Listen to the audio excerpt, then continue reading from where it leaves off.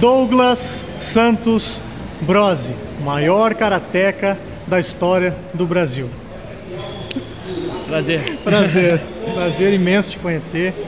Douglas, eu fiz uma colinha aqui, até pro pessoal de casa ter uma noção. Jogos Pan-Americanos, 1 Jogos Mundiais, 2 Sul-Americanos, 3 Campeonatos Mundiais, 2 Campeonatos Sul-Americanos, 3 Campeonatos Pan-Americanos e um US Open agora que tu ganhou, e deve ter mais por aí, né? Isso, tem mais alguns títulos aí que ficaram para trás, mas não tem problema. Esses são os principais, são os que eu sempre tô... quando o pessoal pergunta quais são os principais títulos, ou eu sempre estou falando dos campeonatos, principalmente dos campeonatos mundiais, né? Essas 4 medalhas de campeonato mundial é o principal recorde que o brasileiro já teve, nível Brasil e nível mundial também.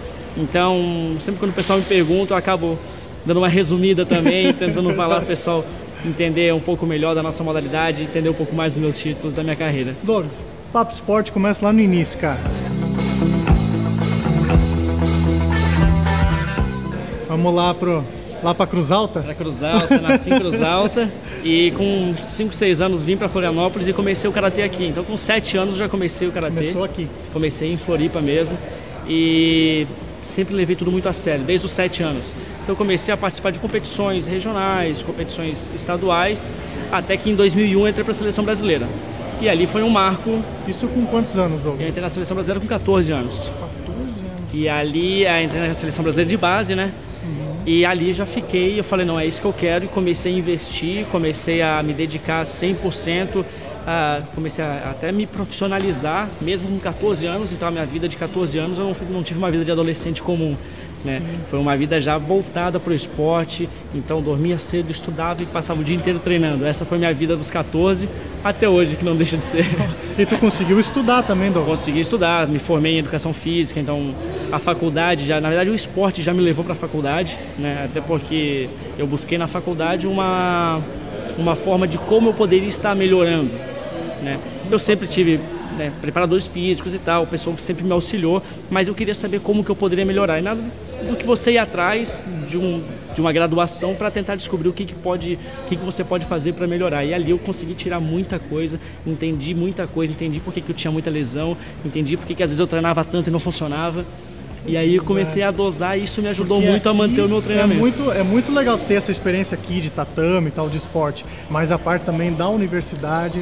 Isso me deu um embasamento enorme para continuar, para me manter na carreira de atleta com bons resultados por um bom tempo que eu ainda tenho de competição e já venho com outros resultados, que eu consegui manter esses resultados, né? Todo mundo fala que o mais difícil não é ganhar, o mais difícil é manter. E para manter esses resultados aí entra essa parte, você tá sempre sabendo dosar o seu treinamento, saber o que realmente funciona, o que não funciona, para estar sempre no auge. A gente sabe, você foi atleta, você sabe como é questão de lesão, cansaço. Então se a gente souber controlar isso, a vida do atleta vai lá para cima e a gente consegue ter mais rendimento. Entrei na seleção brasileira com 14 anos, eu já comecei a me dedicar especificamente para aquela modalidade. Conversei com meus pais, enfim, olha, eu vou me dedicar, no início vai ser difícil, como qualquer outra modalidade, ou como qualquer outro esporte, não só no karatê, mas como qualquer outro esporte, mas daqui eu vou conseguir tirar muitos frutos. E no início a minha família ficou meio assim e tal, mas depois começaram, não, vai lá, e começaram a me suportar, e hoje consegui virar uma das referências do karatê no Brasil e fora, no mundo. Então hoje eu ministro palestras e seminários no mundo inteiro. Que é o primeiro do ranking hoje, né? Isso, hoje eu sou o primeiro do ranking mundial e tô todo dia aqui treinando para me manter lá em cima, né? Que tá todo mundo olhando para mim querendo me puxar, né? Tá querendo ganhar de mim, tá querendo me tirar lá dentro. Chegar às vezes não é tão difícil, né? Manter mesmo, né? Douglas, como eu não...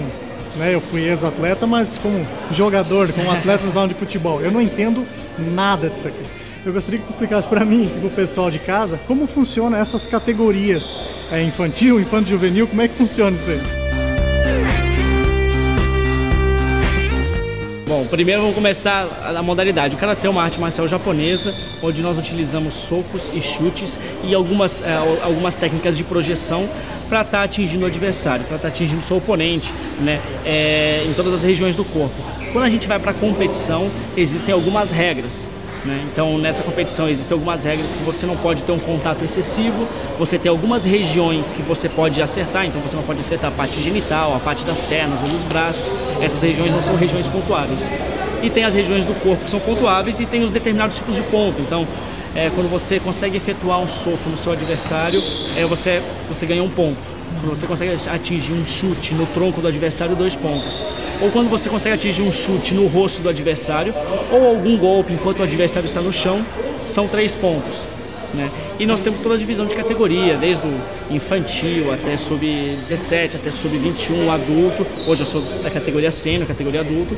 E tem as divisões por peso, né? Hoje eu luto na categoria leve, que é a categoria menos 60 quilos. De 60 quilos tu luta hoje? Isso, até 60 quilos. Depois na verdade, nós temos 5 categorias, que é a categoria 60, 67, 75, 84 e acima. Eu sou da categoria leve, então sofro um pouco para ficar no peso, mas é uma categoria que eu venho me destacando muito bem nessa categoria. Não pretendo abandonar ela tão cedo. Cara, tem uma história muito interessante. Tu foi campeão com a mandíbula quebrada.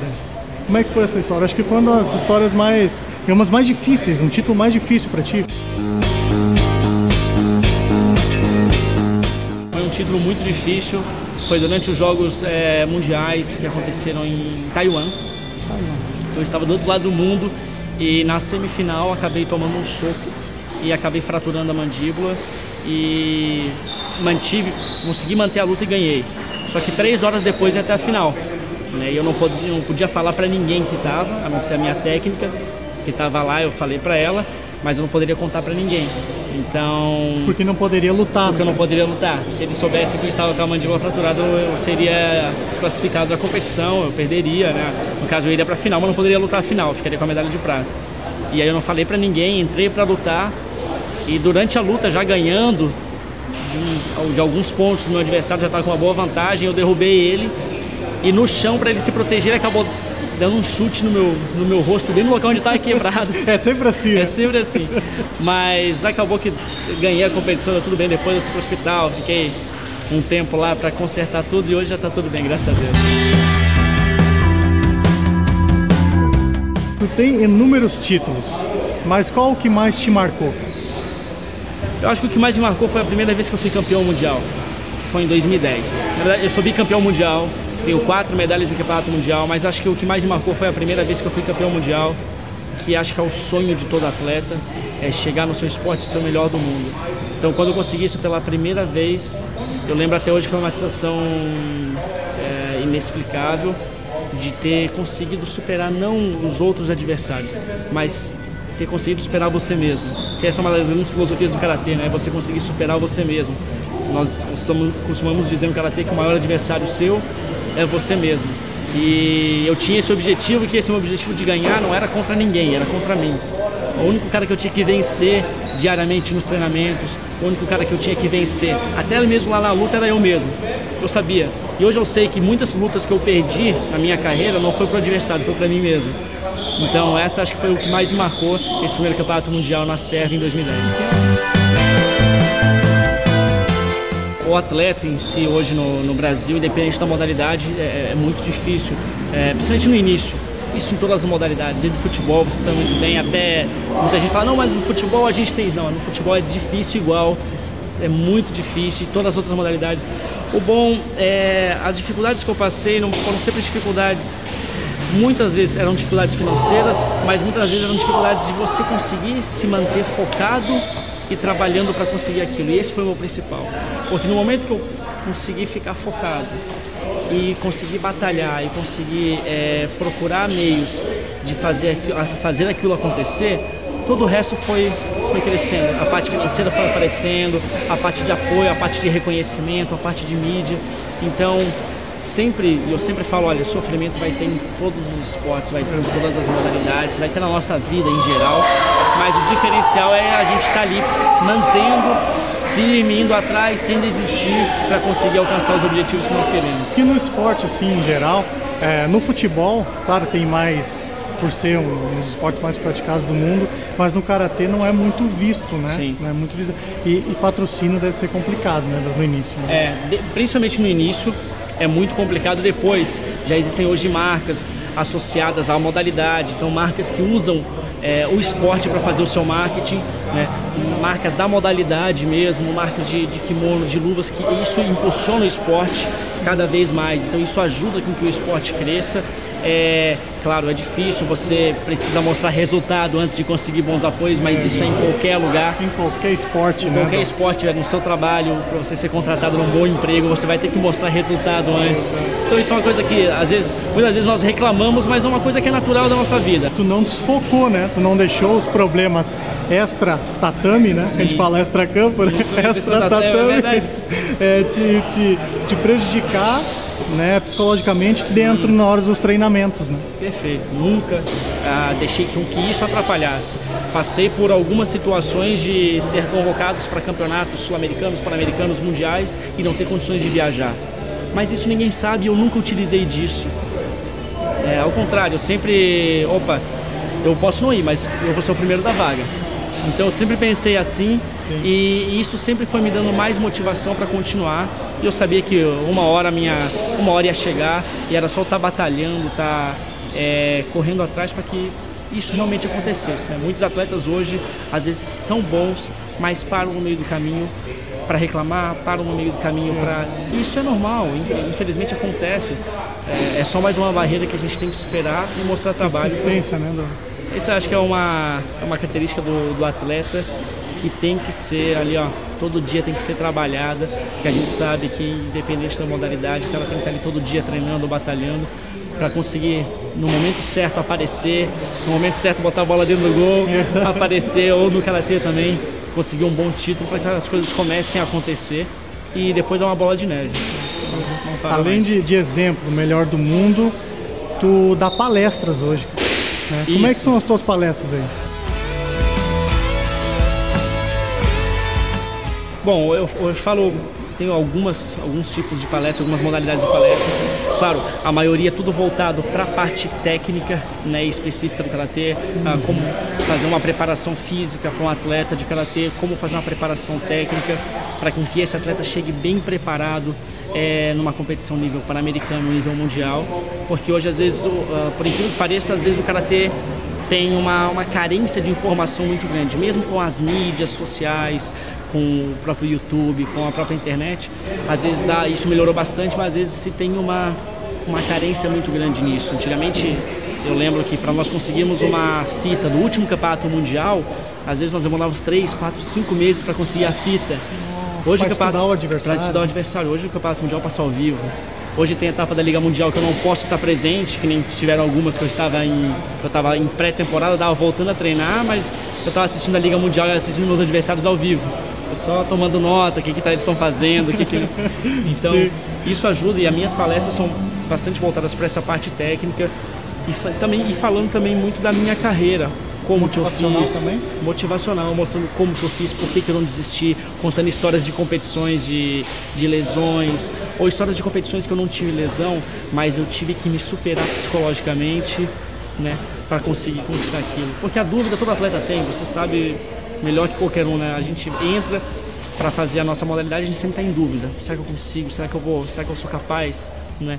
Isso é normal, mas agora você conseguir superar essa dúvida que faz você ser diferente. Casou bem, hein, mano? Pois é, acabei achando uma... Hoje minha esposa é do karatê, né?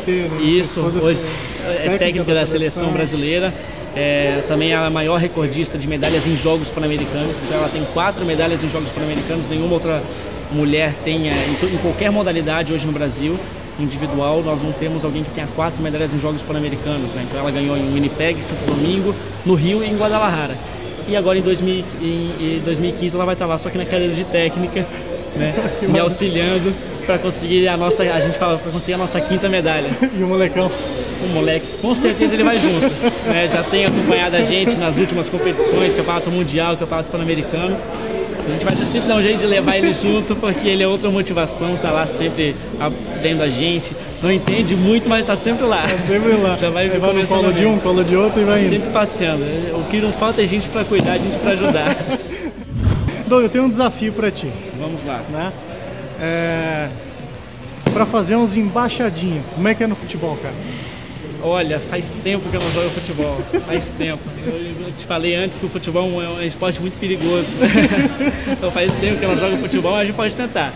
Mas em compensação depois você vai ter que fazer alguns golpes de karatê.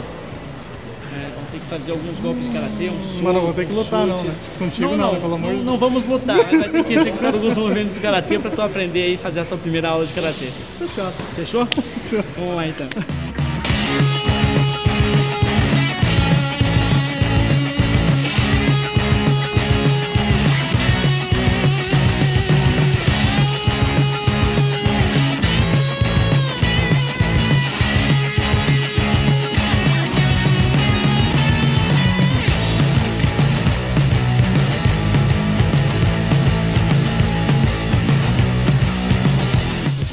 Então acho que tá na hora, né? Muito obrigado. Não, mais um pouquinho, agora é a tua vez.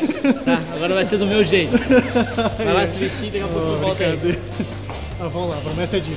Ótimo. Bora, gente. Vamos lá.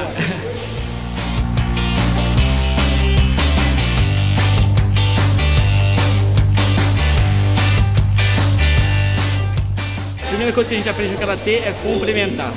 Então toda vez que nós vamos iniciar uma aula, nós vamos iniciar uma luta, um kata, nós sempre reverenciamos. E nós vamos fazer simplesmente uma reverência e vamos falar os. Então, os. Esse é o primeiro ensinamento do karatê. No karatê, toda vez que nós executamos o soco, no final a gente faz o giro. Esse giro é o que vai causar um pouco mais da lesão no adversário. Este braço vai ficar na linha do seu rosto e esse braço vai ficar na linha do seu peito. Então nós vamos executar os mesmos socos com a mão da frente e depois com a mão de trás. Então eu vou te mostrar como que a gente faz isso numa luta real. Então vai pra lá. Vai mais longe de mim, pelo amor de Deus. Eu vou fazer esse soco, que é o soco Kizamizuki, que nós fazemos na linha do queixo. Só que eu não posso ter o contato excessivo. Eu tenho que fazer o toque e ao mesmo tempo que eu fizer o toque eu já tenho que puxar o mais rápido possível.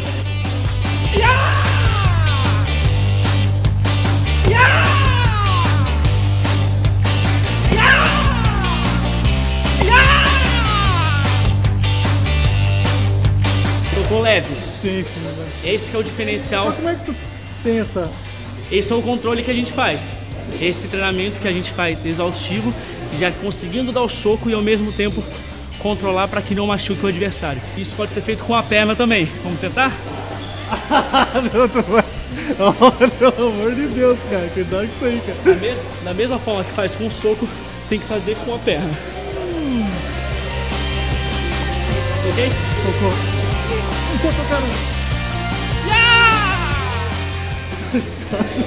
Você me acerta É e o mesmo nocaute. chute. Agora você vai treinar. Você vai fazer o mesmo soco na manopla, só que você não vai poder empurrar ela. Você vai ter que, ao mesmo tempo que você chegar, puxar o braço. Pode soltar, sem medo. Ainda tem que soltar mais esse kiai.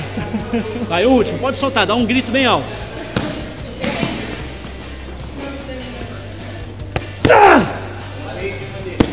Muito bom. Já fez a primeira aula de karatê, já tá aprovado. Valeu, muito bom. Obrigado. Eu te pedi um favor, Douglas. Claro. Eu queria que tu deixasse uma mensagem para todos os teus fãs, né, do mundo todo, né, porque tu é uma figura mundial. Primeiro eu gostaria de agradecer a todo mundo que torce por mim, que manda mensagem nas redes sociais, que está sempre acompanhando o meu trabalho. Isso é uma coisa muito bacana. O esporte, ele te proporciona isso, ele abre portas para você e você tem que aproveitar esse momento para fazer tudo que você pode fazer, e uma dessas coisas é o estudo.